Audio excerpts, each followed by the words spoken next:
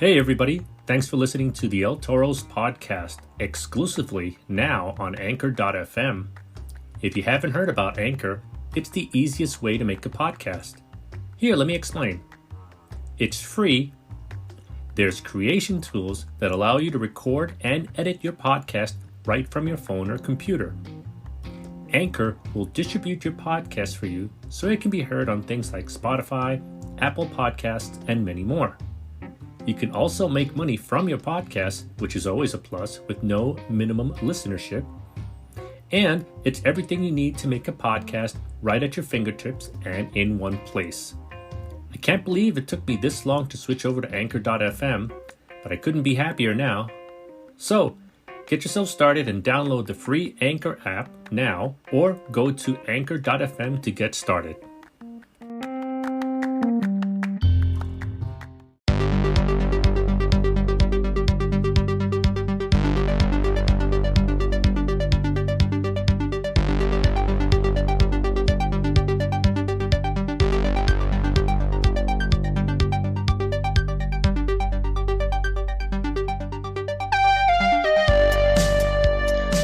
Episode 15 of the Capital Wrestling Podcast. I'm your host, Sean O'Brien.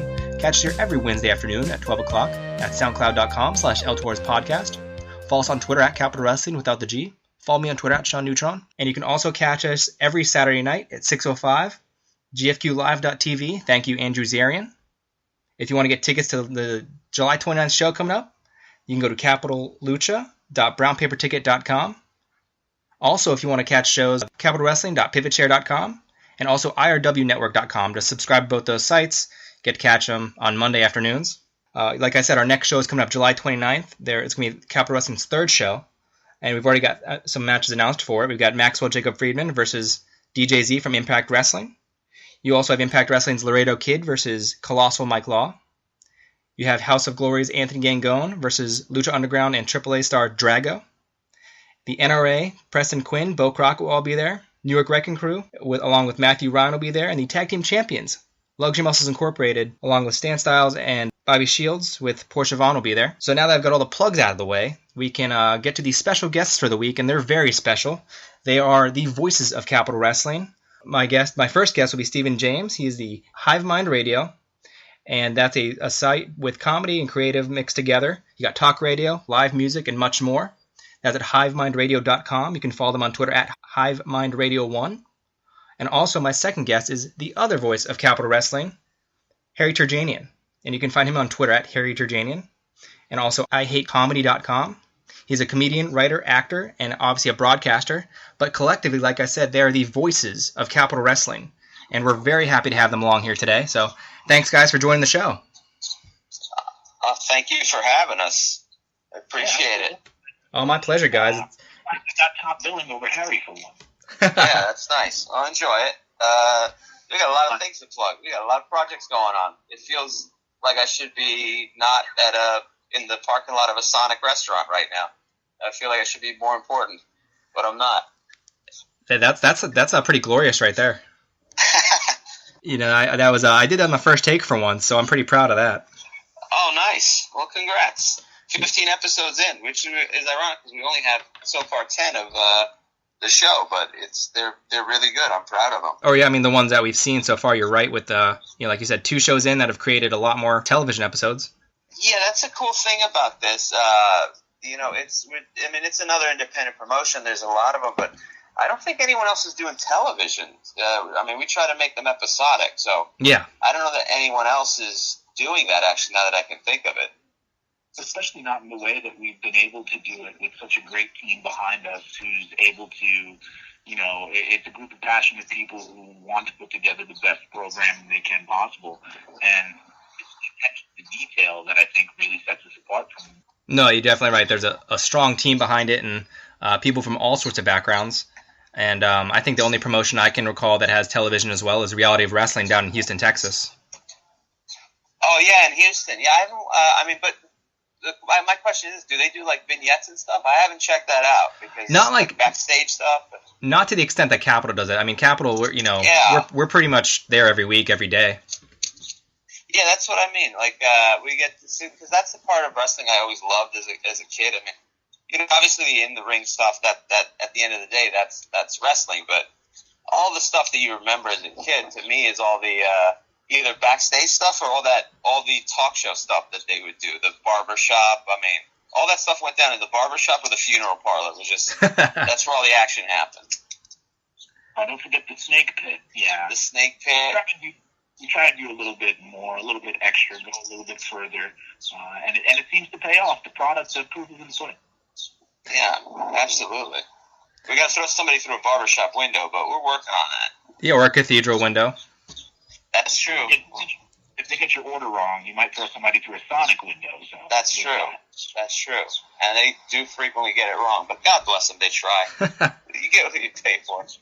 No, but that reminds me of years ago. I mean, back when I started watching during the Attitude Era, during pay-per-views, they never had talked that much, but these days they talk all the time, so you can't really differentiate between an episode of Raw and a pay-per-view. See, I always love the talking because, especially now, like, there's just so much wrestling. It's like, all right, you love to see a great match, but at the same time, it's like, all right, if I never see another match again, I've whatever, my memory's full of matches. Mm-hmm. But see people, a beer truck pull up to the ring, just all that stuff is what you remember the most, just because it makes the wrestling, it gives something for the wrestling. So I'm always a fan for that stuff, Well, also, it's why am I invested in? Why do I care about you?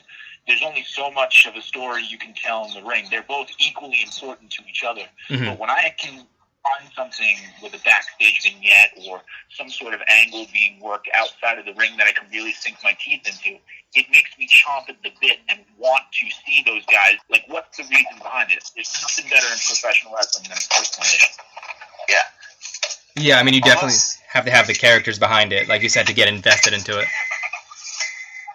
Well, also, but some of the best moments, and then also some of the weirdest ones, because I always remember the Kai and Tai angle, where it was Kai and Tai, and they were gonna, I guess, chop off Val Venus's his unit, and then they cut to black, and it's like, what's going on?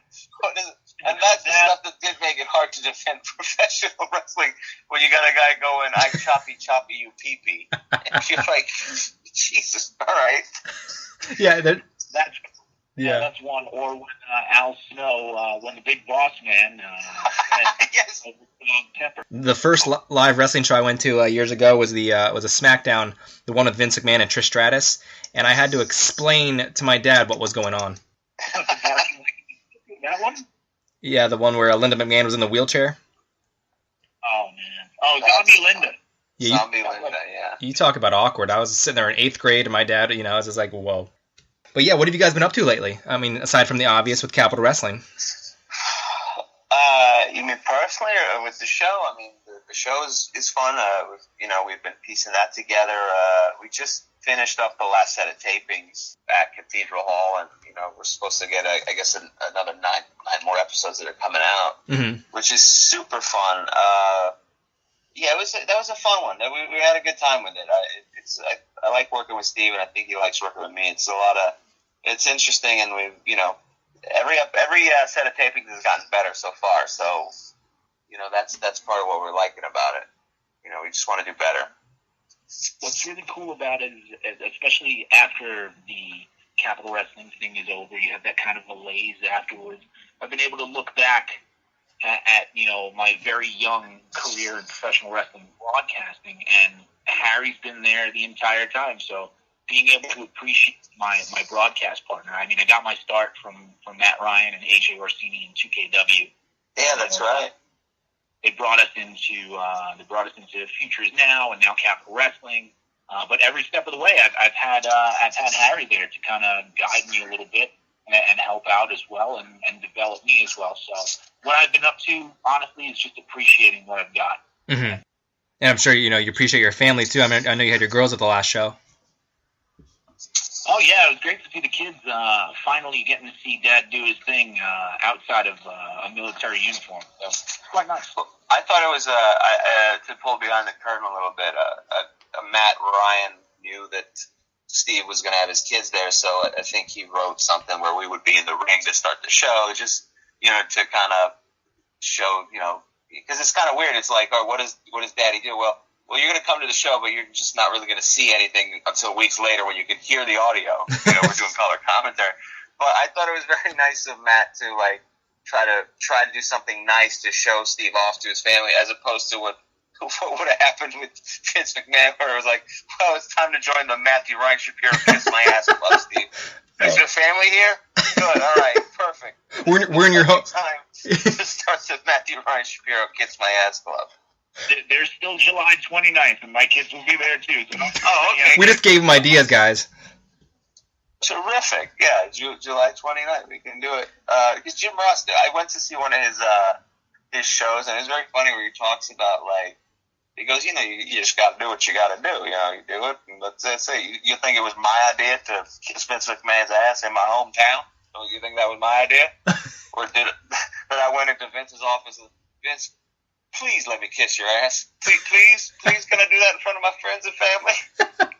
I think for a guy who was in his 50s and 60s at the time, he really enjoyed showing his ass a lot. Oh, Vince? Oh, absolutely. Yeah.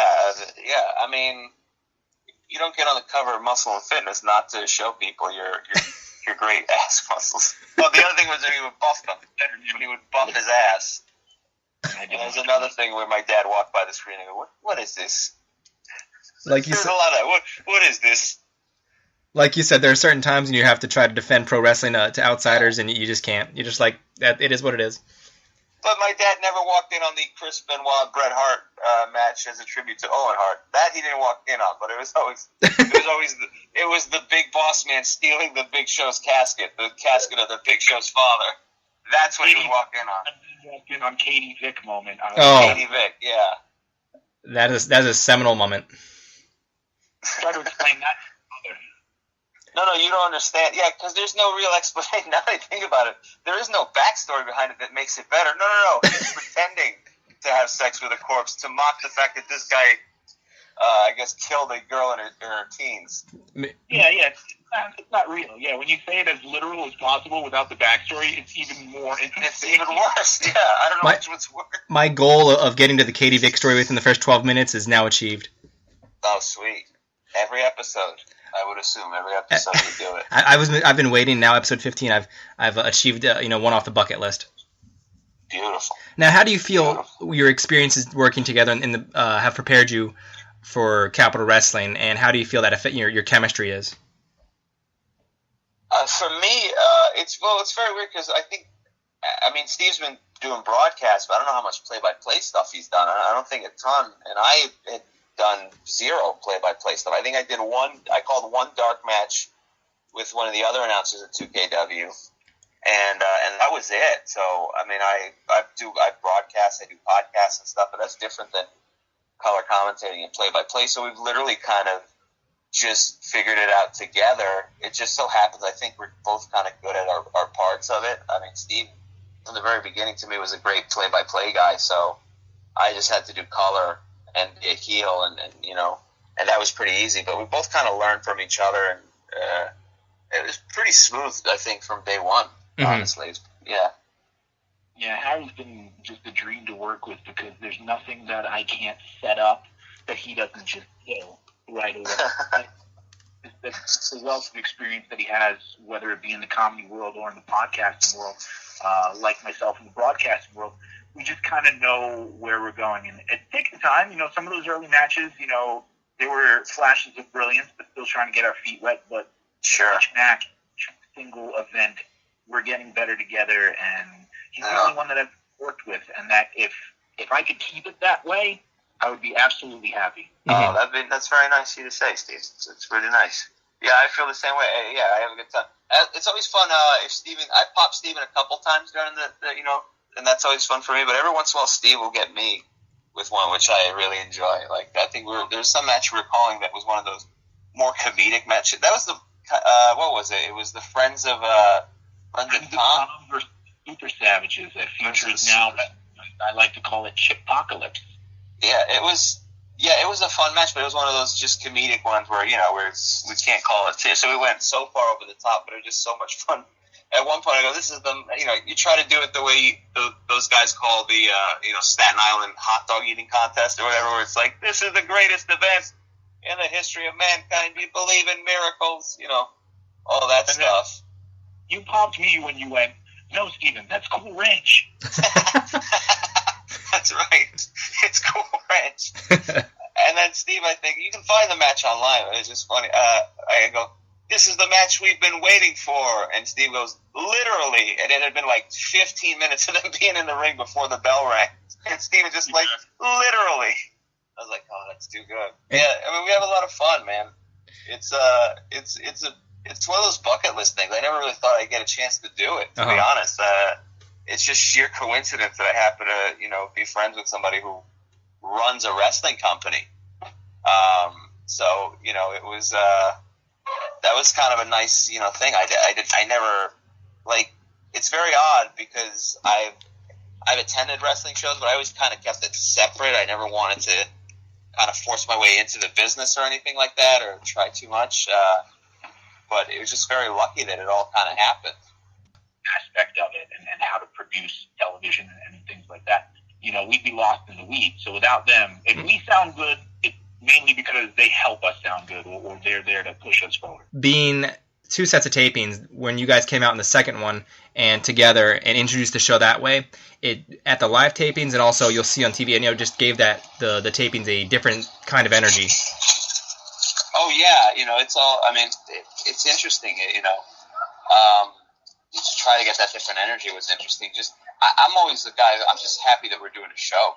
I'm always just fascinated that people came out, and that's kind of, it's just silly. But in my head, it's like, oh, I can't believe people they're here, but we were able to do something kind of cool. The crowd was hot too, so that part of it, it's all about different things. But it's because of Marcus and Matt. They kind of, they want to do different stuff each time. They don't just want to do the same thing over and over again, because otherwise we do what everyone else is doing, which is we're doing a show and it happens to be on tape, and that's really what that is. But as opposed to what we're doing, which is specifically television. Having that energy coming out of the ring. I've never set foot in a squared circle before, so for me, that was a big deal for me. That was it was like, man, I hope I earn the respect or do justice to the sport and the industry. There's so many men who have been able to step foot in that ring. Hopefully I did it justice. So it was a pretty profound moment to my kids there watching. I remember I saw the pictures with that Dave Lane and John McClarty took. The one picture of you guys, you can see your pink jacket is so faint that it almost looks like the color was made to look like you're in black and white and Harry's in color. That was a fun episode for sure, and a fun storyline going on with the Danger family. Yeah, and Jimmy got to sit in and do some commentary with us, that's another super fun thing, is the old school wrestlers doing commentary with us, which I love. So, being the heel, it's the most fun because it's just me and him sort of teaming up on Steve a little bit, and him just for no reason refusing to acknowledge Steve, and just he's a terrible broadcaster. There's something so fun to me about that. Just because I'm bad and he's bad, we relate. Yeah, how is Timmy Danger and on commentary with you guys? Oh, it was great. Having Harry and him just kind of basically treat me as a punching bag is kind of fun. Normally, a lot of people would just not enjoy something like that because it's not natural to want to be treated like crap, essentially. But when we're doing our thing and you've got two really entertaining guys and funny and I have to call him Mr. Danger, and I'm a terrible broadcaster, as Harry alluded to. A lot of that stuff, thank God the camera wasn't on me for most of it, because I'm laughing because they're telling me everything. Talented guys, and there's great action going on in the ring when it was Joe Keys and Joey Ace, moving the story forward, was try to tell, try to interpret what kind of story they were telling in the ring. What were your thoughts on the match that Joe Keys and Joey Ace were having before Timmy decided that it did not need to continue? Two hungry guys wanting that opportunity, and to have Timmy Danger come in there and just basically stop the match and say, both of you will be my tag partners, as we'll see on a future episode of Capital Wrestling. I was a little frustrated because I was completely invested in the action, and I want to see the conclusion of that matchup. Somewhere down the line, I would love to see Joe Keys and Joey Ace go back one-on-one with no interruption, just straight bell to bell. Yeah. It was a fun match. It definitely was a great match with those guys, but I enjoyed seeing the family moment and quote unquote tearing up as I saw a great family moment because I love families, and to see that moment was kind of really good. But yeah, that was a lot of fun with Tim there, and I always enjoy when the wrestler would just kind of step in and do some commentary and just paint a different picture and just be aggressive and angry, and I love it. I just love all that stuff. It just reminds me of being a kid. It makes you feel like anything can happen on Capital Wrestling. And it can. Definitely can. Now, this past taping, we saw that the Cathedral didn't open up as early as it did like the last taping. So what kind of obstacle did that provide for you guys? Well, behind the scenes, I mean, Steve and I do production work, video and audio production work in various aspects. So we don't just do the commentary; we help set up. Everyone kind of at Capitol has more than one sort of job. No one just does whatever they do. They always have extra stuff, whether it's sound or video production or acting, acting backgrounds and things. So we have to set up the audio equipment beforehand, and there was some issue with the person who ran the venue. The thing about doing concerts and wrestling, I don't know what happens. I don't know when you own a venue, but I don't know if you are not allowed to legally own one if you're mentally stable. But every person who's ever tried to promote a show always has to deal with some nonsense from a venue, and this was no different. We were there about an hour and a half before we could even get in the building to set up, and so we started late. And I don't think it was any coincidence that the second Preston Quinn walked into the building, we were allowed into the building. So that didn't take very long. You can't stop the pain train no matter what. No. I had showed up ready to go. A lot of that stuff, we had similar, not as extreme problems the last time we were at Cathedral Hall. And so we made it a point to really plan it out. We wanted to improve on our last show, our last set of tapings.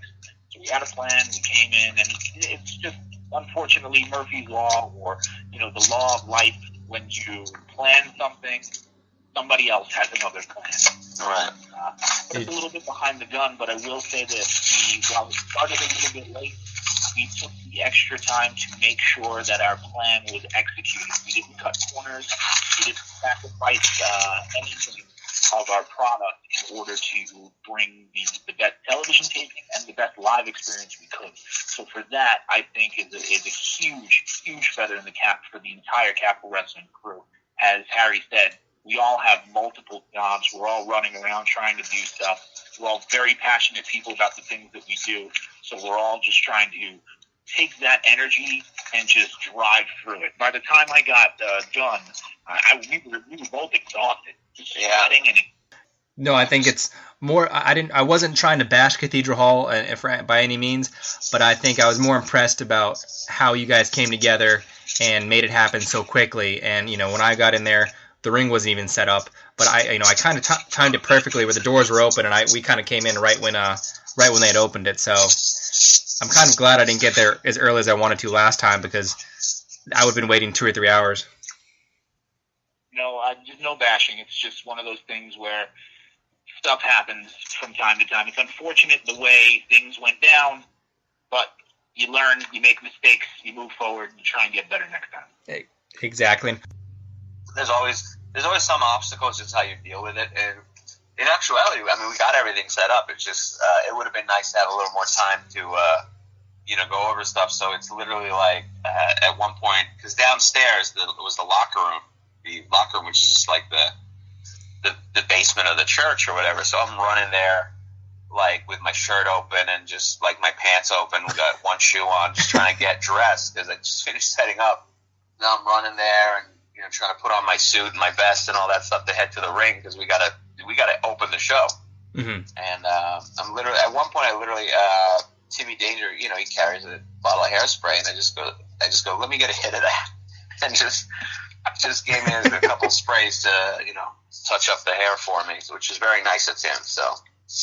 Yeah, I didn't change 5 minutes before we were supposed to go out, and I did it in Gorilla, so it was a crazy day. Yeah, I mean, I think part of the reason the energy was different for this show was this time, Emil wasn't there. We had a different announcer. What were your thoughts on him? It was Brian, right? Brian, Brian? Yeah, Brian did a great job. Yeah, he definitely brought it all night. I think he really set the tone. And this time, I don't think we had microphone issues like we did last time, so that helped. We had a couple, but they were not as extreme, and they were basically, if you were listening for them, you noticed. Yeah. And right.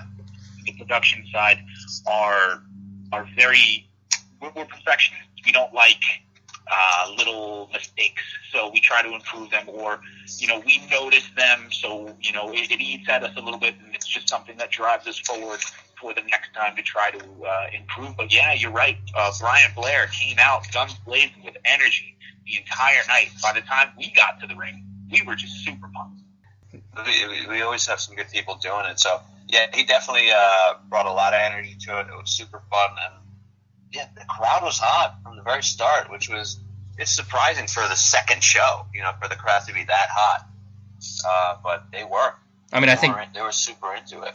It also helped that the temperature was not nearly as cold. Oh yeah, last time it was freezing and there was just no heat in the building. I was all right because I was wearing a 3-piece suit, but even by the end of the night, because everyone else could go away somewhere or do something, we were kind of stuck out there for the whole show. And by the end of the night, I was just frigid. But oh man, I was happy that the crowd was super enjoying it. They were super hot about it. Yeah, something about watching your breath while you're doing commentary float out of your body is a little disconcerting. Yeah. Now, it was very exorcist-y, plus we were in a church. Yeah. How do you counteract that? Is there anything you can do in that, to help with the coldness while you're announcing, or does it kind of just go with the flow? There's not much I could think of. I mean, I just kept, sometimes I'll take my jacket off and just do it in a vest, because 90% of the time it's that the building is too hot. Yeah. Because there's just, you're cramming up, ideally 200 people in a small venue, but this was freezing, so I just kept my jacket on. But even then, by the end, my hands, I could feel it on my fingertips. And yeah, like Steven said, you can see your breath. It's just very odd. But, our thing is we're doing it for a TV audience that doesn't know that it's freezing, so we don't want to let on. Yeah, exactly. Also, we cuddled for warmth during that. That's true. Hey, there's nothing wrong with that. It's just a team-building exercise. That's right. What do you think the biggest difference between the first set of tapings and this set was for you guys? I think it's just preparedness and learning from the first one. Just different technical aspects were, ironically, even though we came in an hour and a half late or whatever, it was, I think the show itself was actually kind of much smoother. It's just knowing what's going on. The first time, there's just things you don't anticipate that happen the first time. Like, we just, it's one of those silly things. Who was supposed to ring the bell the first time?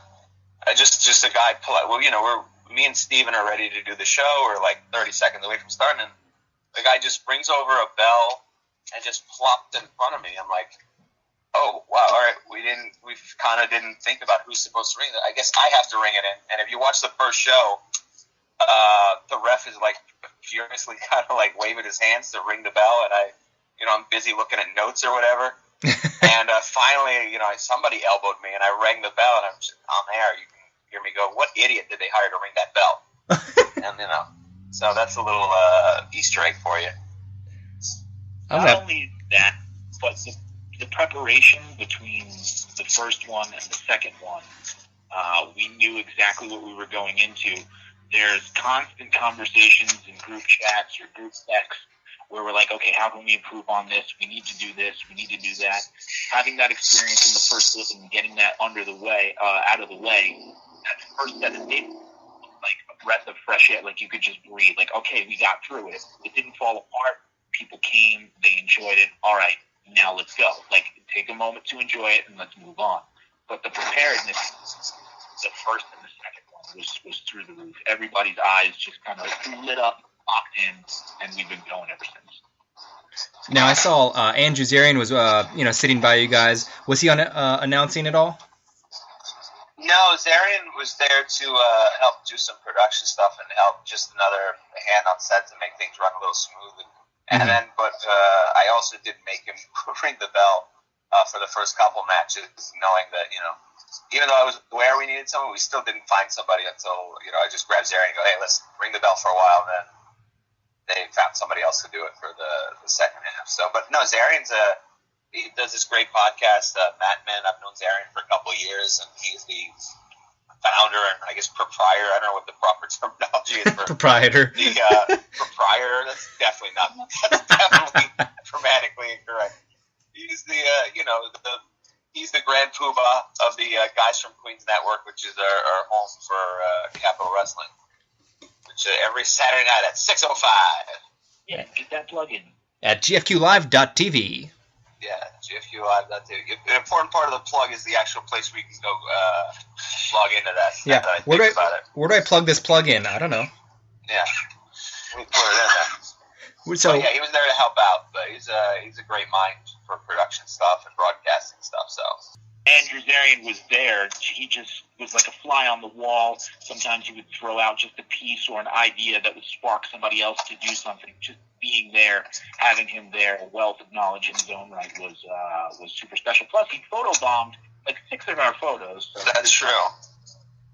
That's true. Yeah, I saw. I guess photobombing is intentionally. I think he was just back there and he just looks like he's photobombing. I think he was just back there. I don't know if he was doing anything intentional.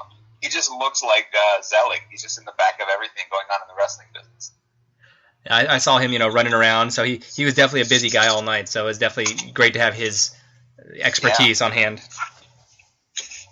Now, I think he just wanted to have an excuse to get out of the house. He's got 2 kids. He's got a newborn and a 1.5-year-old. So he's just thrilled to use any excuse. And luckily, unlike most people, a wrestling show is a legitimate excuse for him to leave. I'm sorry, I got to work. I got to go. That is the dream life right there. To say wrestling is part of the job, got to do that. What has been the biggest surprise for you guys so far? Whether it's a star that you didn't see coming, or maybe just in general with Capital Wrestling. And for me, the biggest surprise, and seems like because I'm a negative guy, that people showed up like that, and how not only the people came out, but for the second show, like a lot of the same people, like repeat people and people who were they were super excited about it. And it's the second show, but that was the big surprise to me, how many people are watching it. Mm-hmm.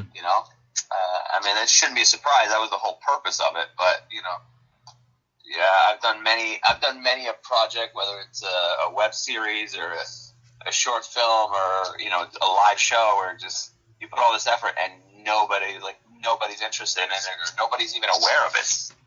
Mine is interested. So that to me was the most surprising thing, like how into it people are. Mm-hmm. For me, the biggest surprise is probably the people of Capital Wrestling. I've worked on many productions of, radio, podcast, different art projects and stuff like that, and there's always this malaise that comes over where not everybody's necessarily pulling their weight. This is a company, in my experience, and this is what shocked me, where everyone's trying to move the ball forward.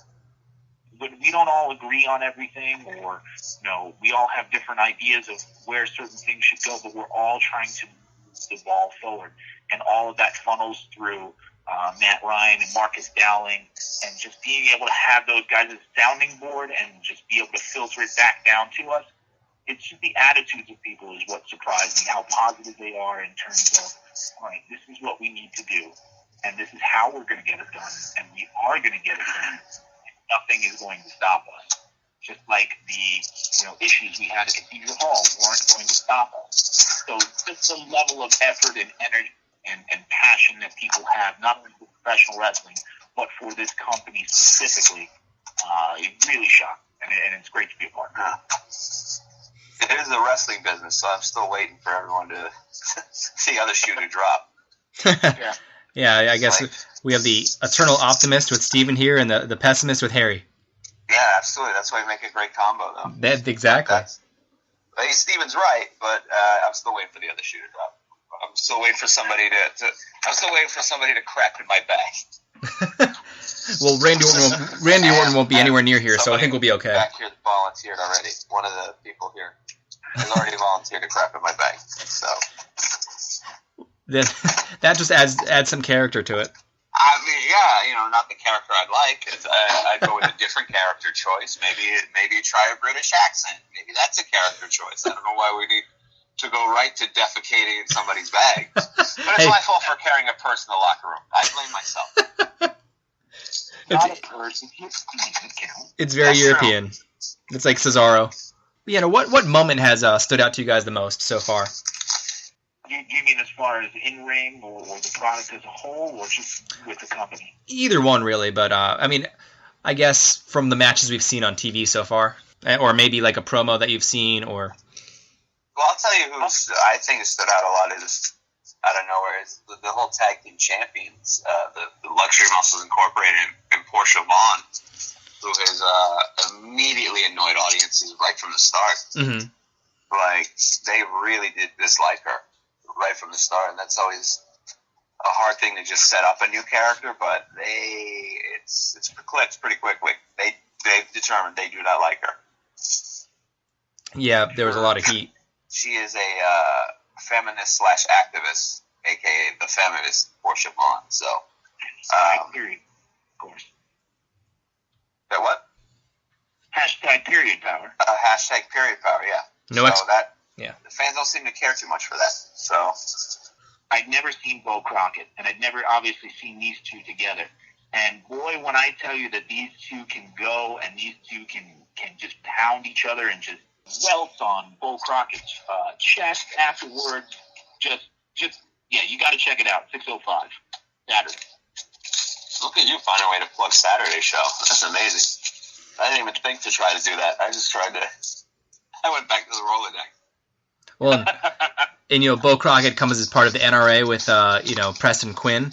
How do you feel that they look together in terms of as a unit?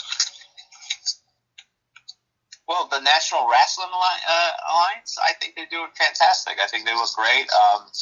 I like the whole dynamic of it. They're just trying to bring back wrestling, the old school mentality. Some people argue that it's time for change. Some people want to go back to that. But I think they fit well together. I've always loved that country style, a little bit of that South and aka Midwest sort of style, Mid-Atlantic style, which I kind of like. So I think they look great together. Not only them, but we had Brutal Bob Evans, Tough Tim Hughes. They were part of it.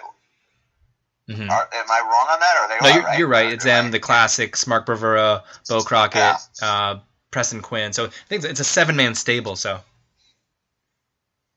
Yeah, their influence and their reach is felt not only in Capital Wrestling, but all over the professional wrestling landscape.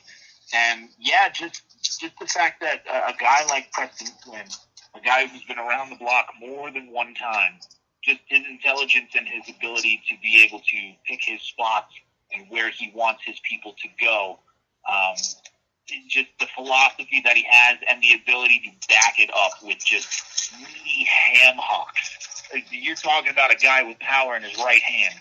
You ain't kidding. It's Preston Quinn. And he had a hell of a promo for Shane Douglas recently. I think he just released it today, and that was a good one. I can't wait to see it. Yeah, check out his Facebook. But he's the got the master of the promo. He's the leader of the NRA.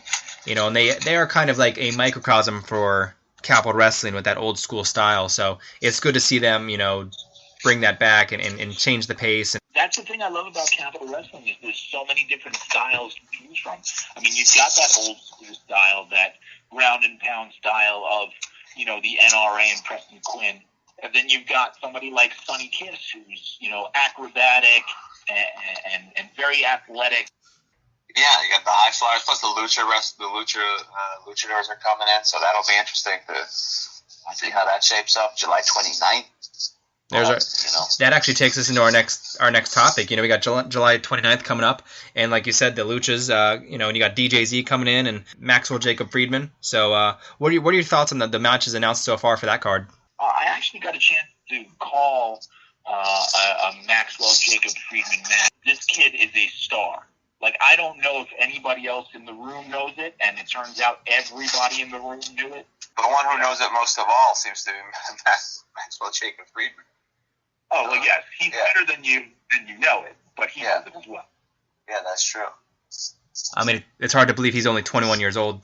God, is that true? I didn't even know that. Wow, he's that young. Yeah. Okay. When I learned that, like, I think it was a few weeks ago, I saw that, I was like, you got to be kidding me. But hey, man, more power to him, because he's definitely in the 2 or 3 years he's been wrestling. I mean, that's just very impressive that the progress he's made, and now that he's here with Capital, it'll be exciting to see what he can do in that ring. There's that rumored Capital Wrestling heavyweight championship opportunity around the Capital Wrestling halls, and a guy like Maxwell Jacob Friedman can just come in and immediately put people on notice where, hey, this might be the guy. We have so many, the guys at the top are just so talented in our company that for a guy like Maxwell Jacob Friedman to just come in and say, this is mine, essentially, it's going to be interesting to see where it goes. And how do you guys think that those styles, will mesh with each other come July 29th with DJZ? Well, I think DJZ will fit right in. I mean, he's, the Capital style is all about different styles, and we have our high flyers. We have Smiley, who's a hell of a high flyer. So he's going to fit right in. It's just going to be interesting to see how the fans take to it. This is going to be the third show. These are going to be their kind of people to root for. It's, Lucha versus Capital to some extent. Mm-hmm. And then how much Maxwell Jacob Friedman wants to keep him grounded, and how effective DJZ is going to be using his speed and his quickness. I mean, it boils down to that. I mean, take him off his vertical base, try and keep him grounded as much as humanly possible. Don't let him get ahead of steam, and MJF might pick up the victory there. And just to see who will, the fight for the hairspray can alone is going to be pretty vicious between the two of them. We had Timmy Danger at the three-way den. Oh, forget it. It's too much. We won't even be able to breathe. I don't know if the town will let us do it. We have to have special air chambers or something to clear out the oxygen. A hairspray on a ladder match? Maybe. If we got a hairspray on a pole match. A hairspray on a pole, yeah. Someone take down Judy Bagwell. She was never even on the pole, the other thing, too. He just put her up on a forklift or whatever. Which was completely unnecessary. Like, if you want to do the old school, like, the Eddie Guerrero versus Rey Mysterio custody battle, I mean, they didn't literally have Dominic hanging on a pole. That would have been maybe too much.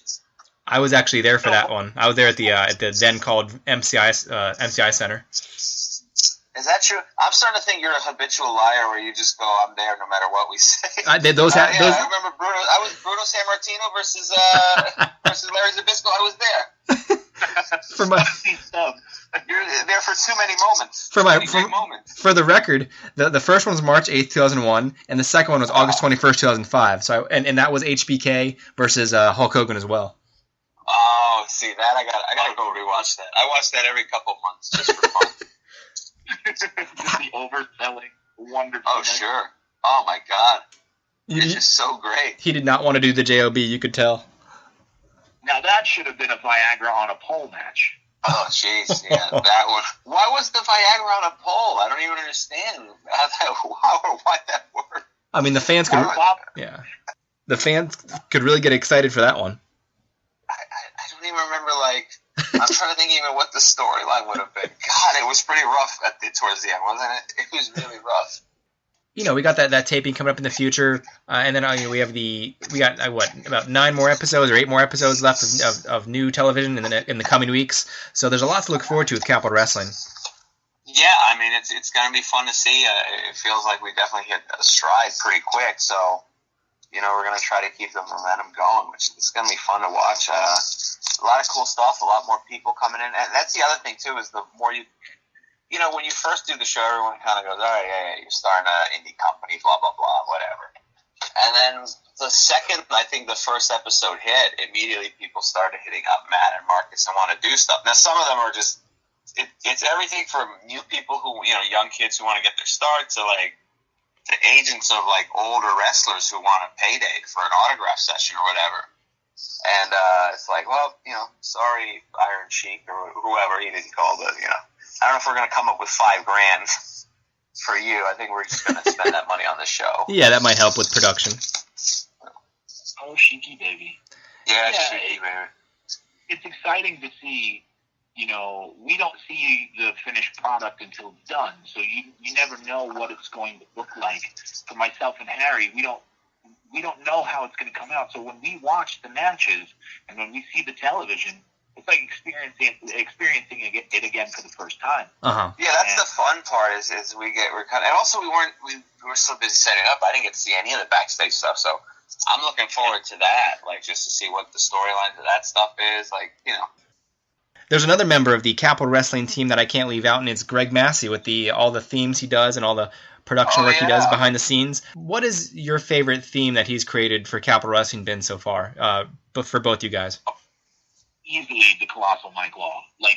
He's been a big favorite of both of ours for quite some time. Man of that nature. But that music, when I hear it, I still have it stuck in my head. So I'll be humming on the street. That and the Danger Family theme is actually pretty good. All of them are pretty good, but the Colossal Mike Law one is definitely stuck out the most. I have a little bit of an affinity for the Luxury Muscles Incorporated one. Because I think it's a sort of an homage to the Midnight Express. But it's just, I love that song and that tag team, so. Yeah, I would like to give a quick shout out to 3 bands that contributed music for entrances as well. Arson Wells, who contributed Sirens for Jeff Cannonball. Paraíso, who contributed Veins for Joey Ace.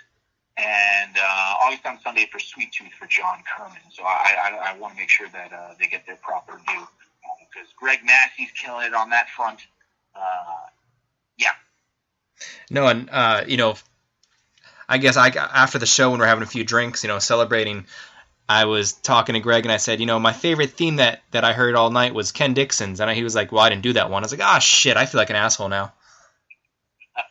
But I mean... Yeah, Dixon is, I don't remember who did his theme, actually, off the top of my head. Greg Massey was definitely an unsung hero there. He ran all of the audio from Gorilla, so if you have a problem with the audio, take it up with him. Yeah, and then, like you said, we've got the creative minds with Matthew and Marcus, so they're leading the ship, and they're doing a pretty good job. But I guess this is where we can plug your guys' individual projects and websites and everything like that. So Harry, you can go first and just go with it.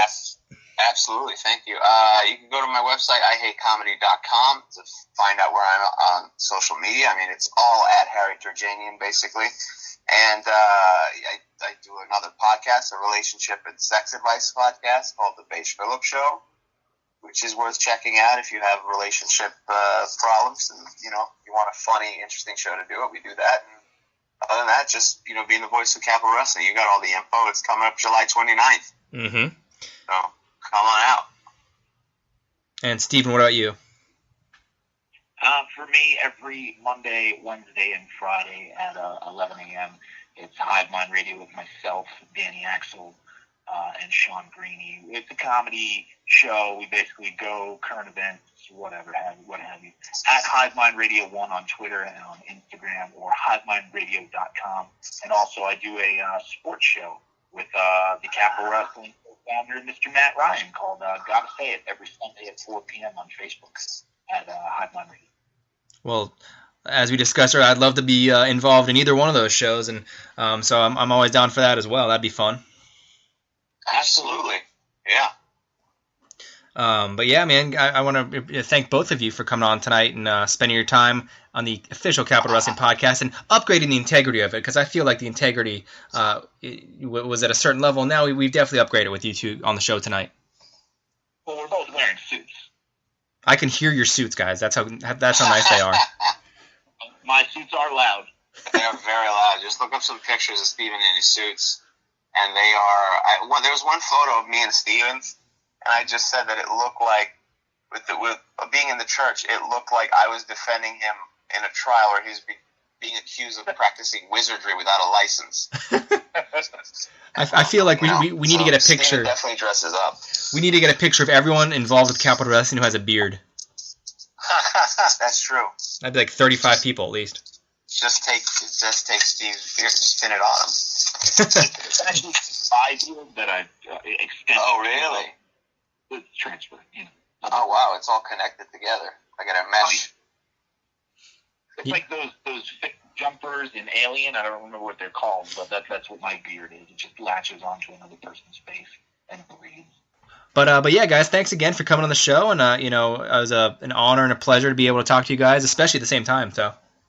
Well, thank you for having us, man. I appreciate it, and please, we'll hang out sometime. I don't know what I was going to say. Please feel free to check out the show. But we haven't met before. I was just literally going to check it out. 605. You're just full of plugs. Like, how's it going, man? 605. Okay, cool. Yeah. I'm also very tired. I'm not going to lie. No. Nothing to do with the Capital Wrestling thing. I haven't slept in 30 hours. That's neither here nor there. I don't know if that's an excuse for me to be that stupid. But no worries. But, you can catch us here every Wednesday afternoon at 12 o'clock at soundcloud.com/LTorsPodcast. Follow us on Twitter at Capital Wrestling without the G. Follow me on Twitter at Sean Neutron. You can go to capitalwrestling.pivotshare.com or irwnetwork.com to catch the show on every Monday afternoon. If you want to catch it live, it's every Saturday at 6:05 at gfqlive.tv. Thanks to Andrew Zarian.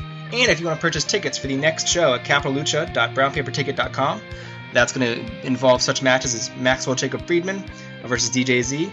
You got Laredo Kid versus Colossal Mike Law. Anthony Gangone versus Lucha Underground's Drago.